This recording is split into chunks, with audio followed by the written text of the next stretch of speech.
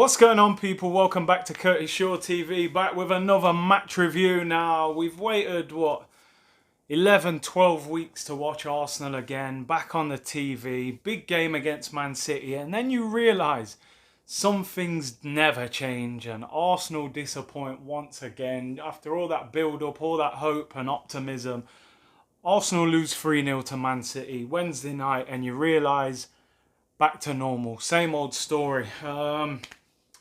Disappointing game. People will pinpoint David Luiz, and rightly so. You know, he made a terrible mistake for Raheem Sterling's goal, and then gets himself sent off. Although I thought he was a little bit unlucky to get a red card, but it was a foul. I think he started to commit the foul outside the box, and Mahrez went into the box, which he's going to do. David Luiz had a shocker.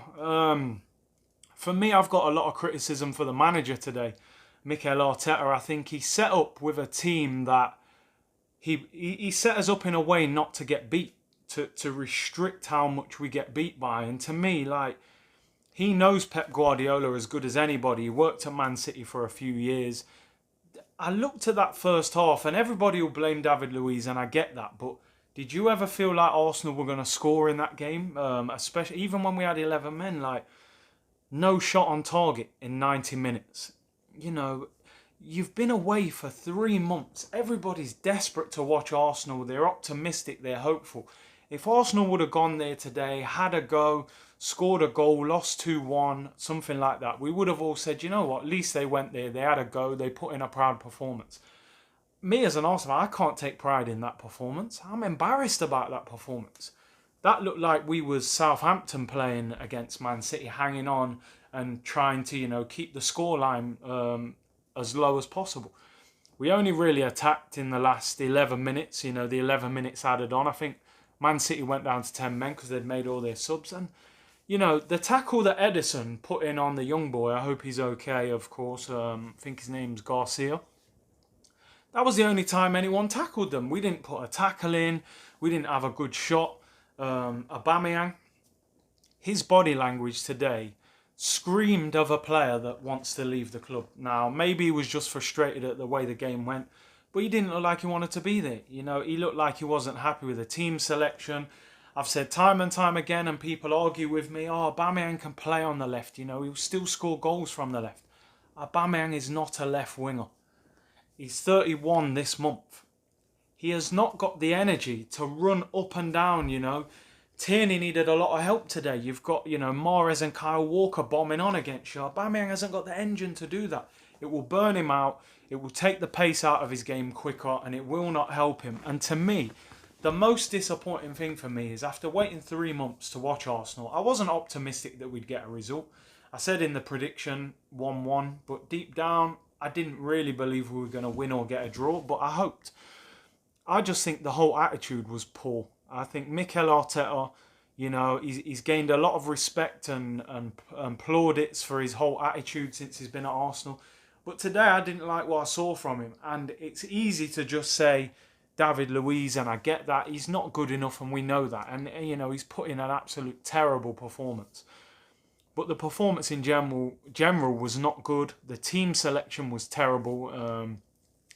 I did a live stream and people were saying in the comments, just give the team a chance. It's a young team. Maybe they'll surprise City. I never felt like at any time in that game that we were going to win, and I didn't even feel like we were going to score. The ratings are going to be difficult because not many players will get good ratings. I think Bernd Leno's man of the match. I don't think there's any doubt about that. He conceded 3 goals, so I can't give him, like a 9 or anything, but he made some great saves. He can't really do anything about the goals. I'll probably give him an 8. I think he was head and shoulders above anyone on the pitch. Kieran Tierney, I think he's a real positive. I thought he played really well. I thought he kept Mahrez pretty quiet. Again, he had Aubameyang in front of him who doesn't give you loads of help, although Aubameyang was working hard. I'll give Tierney a 6. I think he was decent. Mustafi, I thought, was shocking. You look at the goal that Foden scores and just go back and watch the defensive position that Mustafi gets in. Not once does he turn round and go and look where Aguero is and go and mark him. The best striker at Man City, one of the best strikers in world football, and you just leave him. And when the guy plays the ball across the box, I mean, Mustafi does some crazy jump to try and block it, and it falls to Foden and scores. Mustafi, he's not good enough.